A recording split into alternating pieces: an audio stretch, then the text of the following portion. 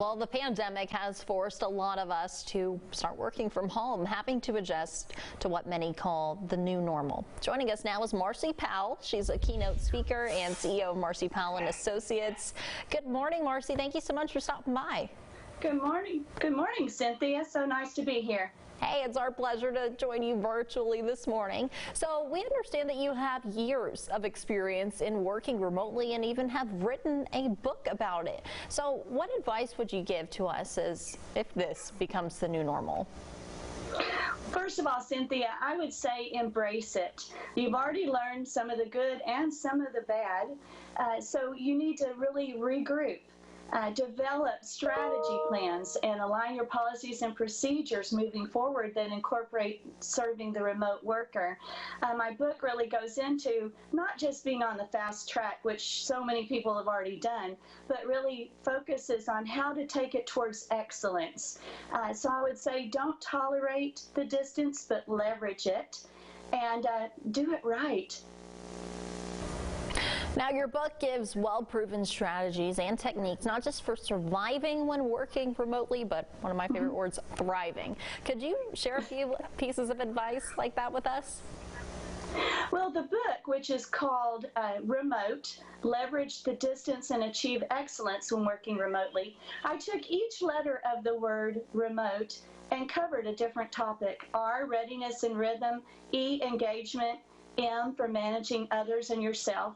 O for operating at a high level of productivity, T for trust and team, and E for excellence. So if I was to give you some examples, I would say, first of all, you need to prevent the dinghy effect. And that is where your company headquarters or location is like a mothership, and a remote worker can feel like a dinghy and kind of isolated. So you need to do some engagement, rules of engagement and connectedness. I'll give you a good example, Cynthia. My daughter-in-law, Laura, works for a large company in Austin, and 15,000 employees had to go remote. So what they did, Laura starts her day early in the morning. She does a yoga class with a bunch of colleagues, virtually of course, and then she jumps onto the cooking channel and posts pictures of what she's prepared for breakfast, and she sees what others are doing, and she's quite impressed with their inventiveness. And then she looks over at the pet channel. They have a Slack channel set up, and all of that before she begins her day. So when she's ready to have her team meetings, she's already connected with those she manages. She already feels that camaraderie, that they're already building trust. And so they've learned how, though they're not located together, they've really built what they need. And I would say probably another tip would be to practice purposeful focus and intentional interruptions. And that, Cynthia, is where you really, for deep work you want to cultivate, you have to have purposeful focus, free from distractions. But you also need to have intentional interruptions. Everyone needs to be re-energized. Everyone needs to reinvigorate themselves. So you want to take intentional interruptions, like go hug your kids, go for a walk, grab those packages off the front porch that were delivered, and re-energize yourself. That's really interesting, that perspective. I know a lot of people have said online that it's not really working from home, it's living at work. You really have to find that balance to, have your me time, your family time, your time with your significant other, all that. So another big debate that we've kind of been talking about here on our broadcast is whether or not we're going to return to the physical schools in the fall, or if it's going to continue being online learning. And here on East Texas Live a couple months ago, we talked with a lot of teachers here about how they're rounding out the school year. But what advice do you have if they do continue with online education in the fall?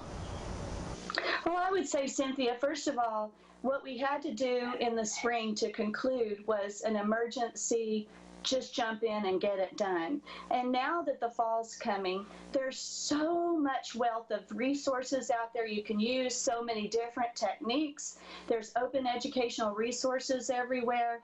There's plenty you can call upon. We've been doing distance learning for many, many years. I was president of Texas Distance Learning 18 years ago. So we've been doing this for a long time.